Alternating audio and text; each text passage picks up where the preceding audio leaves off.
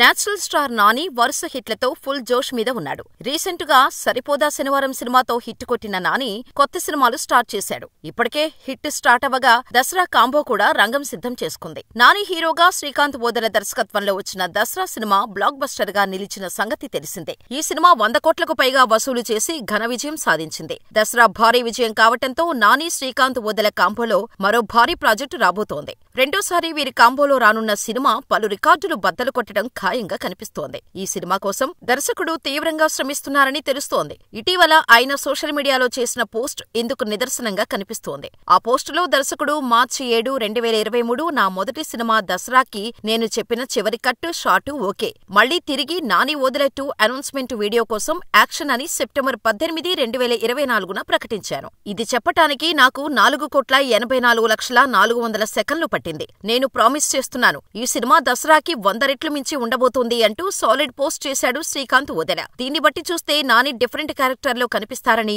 కథ ఉత్కంఠభరితంగా సాగుతుందని అర్థమవుతోంది. ఎస్ఎల్వి సినిమాస్ బ్యానర్ పై సుధాకర్ చెరుకూరి అత్యంత బడ్జెట్తో ఈ చిత్రాన్ని నిర్మించనున్నారు. మరి దసరా కాంబో ఈసారి ఎలాంటి సబ్జెక్టుతో రాబోతుందో చూడాలి.